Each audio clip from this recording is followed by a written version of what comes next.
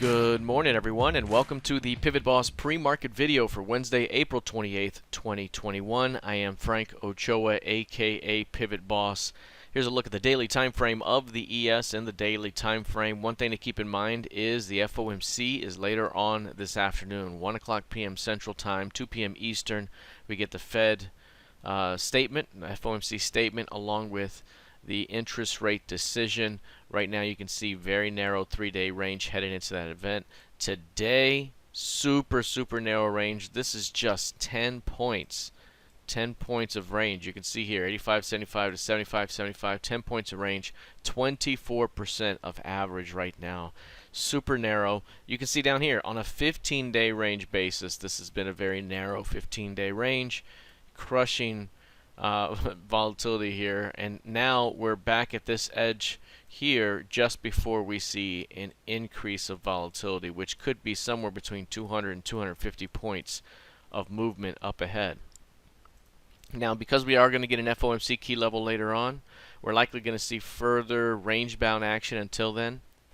Many times it could be the Thursday after the statement where we see the biggest actual range movement. So today we might get some reaction here late in the day, but after the market digests it over the next day or two, we might see a much bigger day on Thursday, Friday, Monday, Tuesday, Wednesday, and then maybe we're dancing higher. So we'll see how this plays out.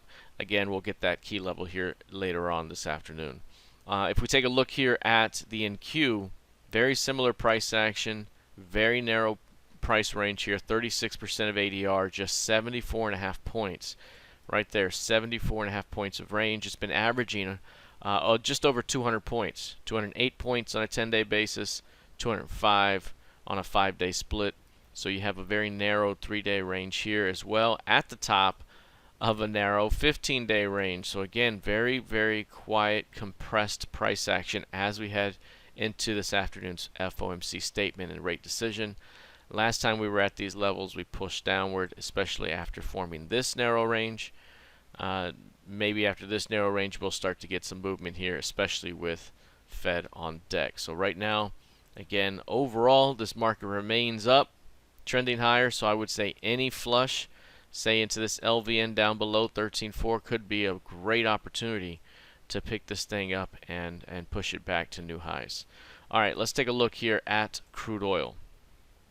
Right now, crude oil trading just 99 ticks of range. The previous session, we were looking for a trend day up. And while the finished product looks that way, you can see right here, very nice trend day up. It really didn't do that much trending action throughout the day. It was mostly quiet, compressed price action until just after hours where it popped and rallied. But the idea was this was a very good failed new low. Took out the previous low there, rejected, closed back above that mid. That's a very strong rejection and usually leads to a scenario like we saw yesterday where the close is well above the open price. For today, because it finished strong, the midpoint becomes the most important zone. Any morning pullback offers an opportunity to defend at that midpoint for a continuation higher today. So today's a continuation day as well. Already we've seen a pullback this morning, not quite to the mid, just off the mid by a few ticks, but again, very strong overall. And 63s right now is the intraday key level here to watch. Bulls want to keep 63 bid for a continuation higher. But again, based off of this rejection, we were looking for a move that could take us into about 65 up ahead. So we could be looking at a bit more strength here based off of these recent higher lows. All right, lastly, taking a look at gold futures. You'll see here gold continues to push higher overall after forming this higher low.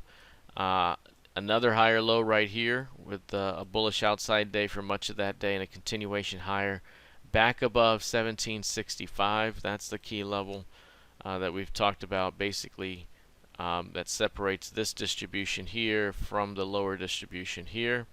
And the fact that we are back into the above distribution is significant and suggests a continuation to the other end of the distribution, which is 1875. So right now we are just above 1765 in the midst of a pullback phase, kind of like this one.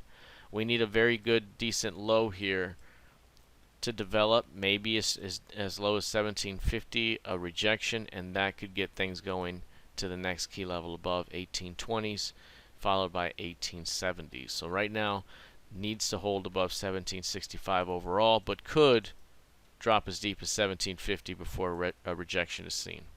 All right, that is it for now. We'll see how this plays out heading into the rest of the session. Remember, later on today we do have the FOMC statement and rate decision. That'll give us another key level to put on our charts and use in the coming days, weeks, and perhaps even months. All right, everyone, have a fantastic rest of your day, and I will see you in the trading room. Take care.